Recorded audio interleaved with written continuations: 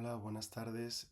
Soy Sergio Castro Cabana y vengo a presentar mi ponencia de los orígenes tratadísticos del ballet de acción, una reinterpretación moderna de la pantomima romana, para el tercer Congreso Internacional de Investigación en las Artes del Espectáculo.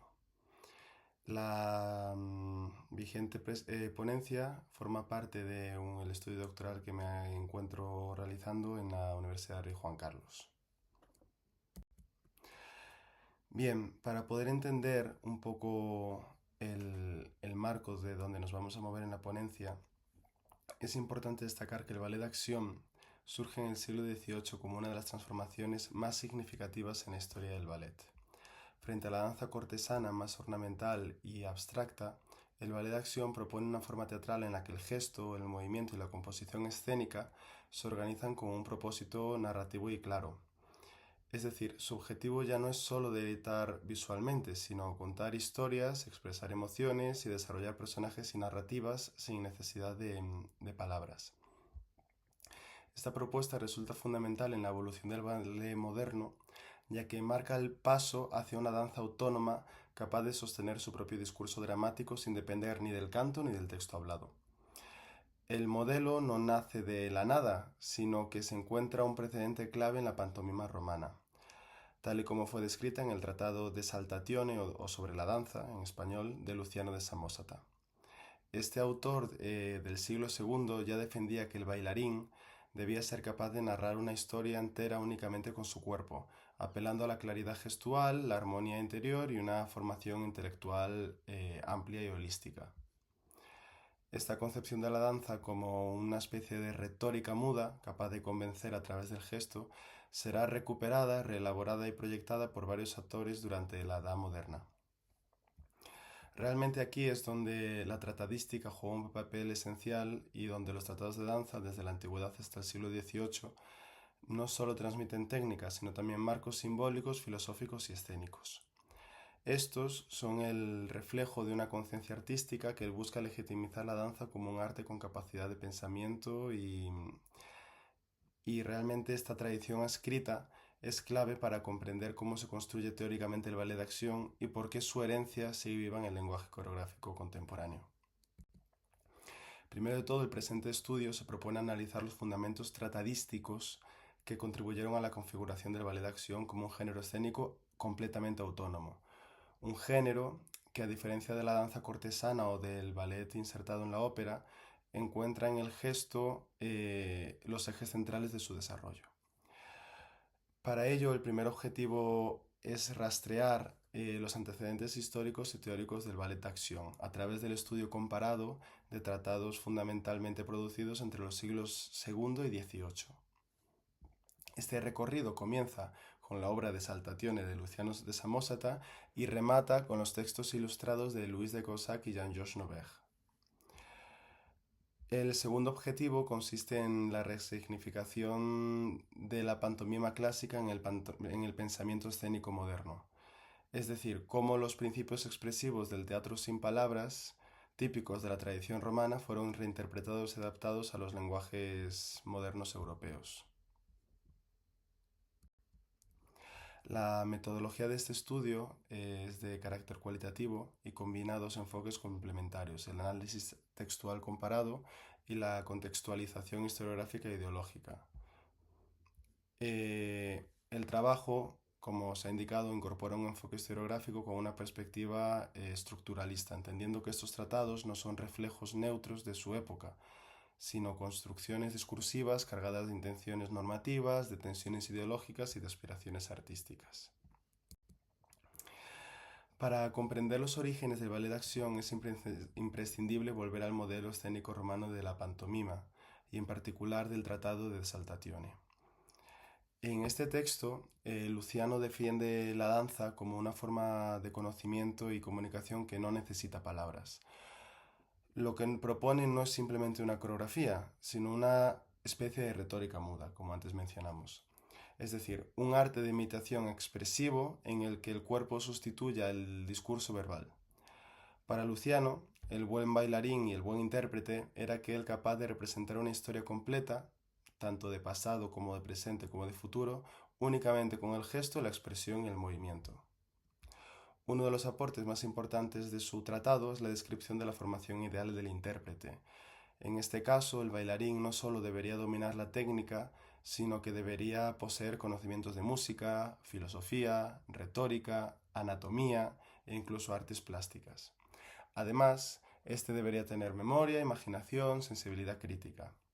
Es decir, propone un artista integral que influirá directamente en la tratadística moderna. Tras el referente clásico de Luciano de Samosata, la tratadística moderna reinterpreta el modelo de la pantomima romana desde diferentes perspectivas. Esta relectura se inicia en el barroco y se intensifica en la Ilustración, configurando un pensamiento escénico que articulará las bases del ballet d'acción.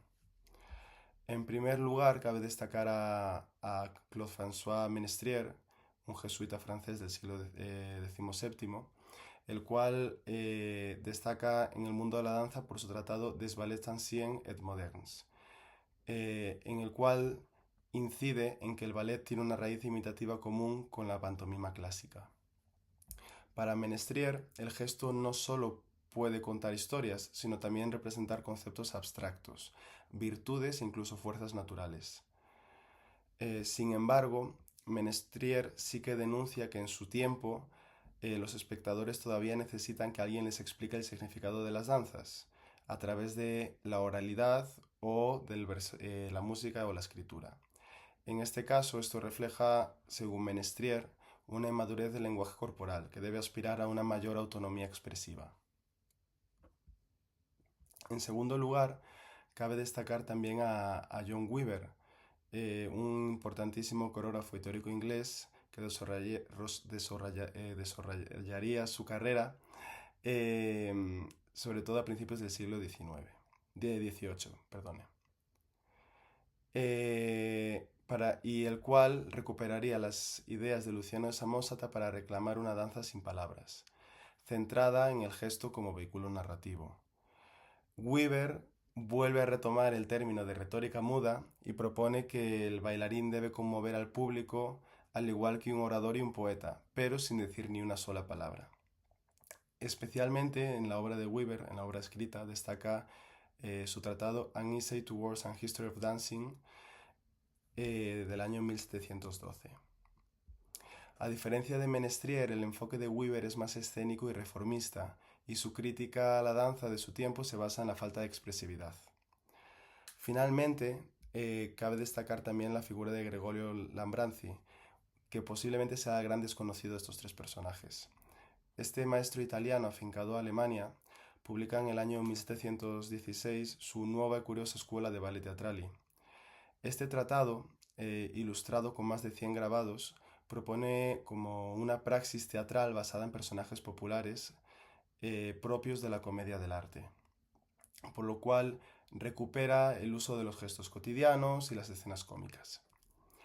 A través de personajes como marineros, herreros, arlequines o el dottore, Lambranzi construye pequeñas tramas coreográficas sin necesidad de texto.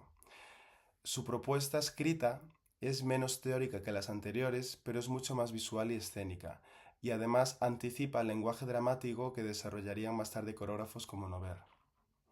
En Lambranzi podemos observar realmente la mímesis popular del gesto paródico y cómo éste adquiere protagonismo con formas legítimas de representación. Realmente, en conjunto, estos tres autores articulan, desde diferentes enfoques, una recuperación moderna del gesto narrativo basado en la pantomima romana. Ménestrier lo haría desde el simbolismo barroco, Weaver desde la elocuencia gestual ilustrada y también histórica, y Lambranzi desde una teatralidad más popular italiana. Y por ende, entre todos ellos, pues proponen una consolidación del ballet de acción como una forma de escénica autónoma. En el contexto del pensamiento ilustrado, cabe destacar la figura de Louis de Caussac como uno de los grandes teóricos de ballet de acción. Él, en sí mismo, representa un paso clave hacia la sistematización de una teoría racional de la danza como un arte imitativo y narrativo. Su tratado del año 1754, titulado La danse ancienne et moderne, se sitúa a medio camino entre la erudición histórica y la reflexión estética, puesto que de Causac recoge el legado de la pantomima romana y recoge especialmente el legado de la pantomima romana desarrollado por Luciano de Samosata, pero reelabora este contenido desde una perspectiva más crítica y filosófica. Para de Causac, la danza no es solo un conjunto de movimientos agradables, sino que es una expresión casi hasta del ente y del alma. Y por ende, pues una forma artística capaz de representar emociones y acciones humanas mediante el gesto. Frente a autores como Menestrier, que confiaba en el simbolismo alegórico, de Causac propone un modelo narrativo más sencillo, flexible y narrativo. Es decir, para de Causac, para que el ballet tenga un verdadero valor teatral, este tiene que ser una acción seguida y no simplemente una sucesión de imágenes o de cuadros. En este sentido, su crítica al ballet simbólico del barroco anticipa muchas ideas que Jean-Georges Nobet posteriormente desarrollará. De hecho, el vínculo entre de Causac y Nobet es prácticamente directo.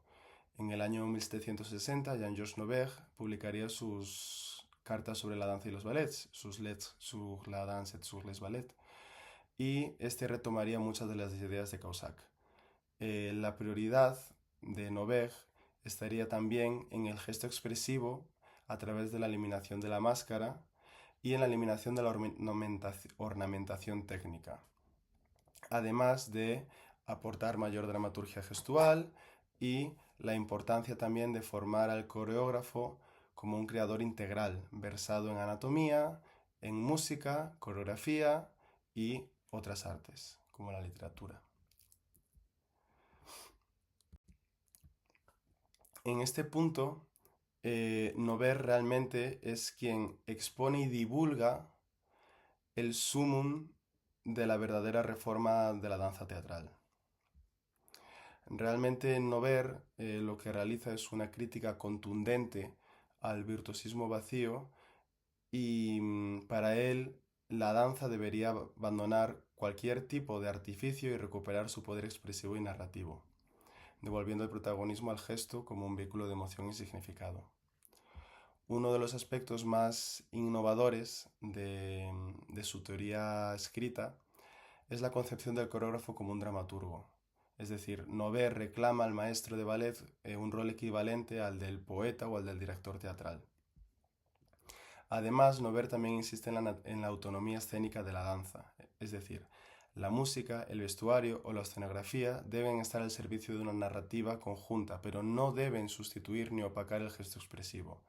En este sentido, la danza ya no necesita depender de la ópera o del teatro textual, sino que se confirma como un arte independiente basado en el cuerpo.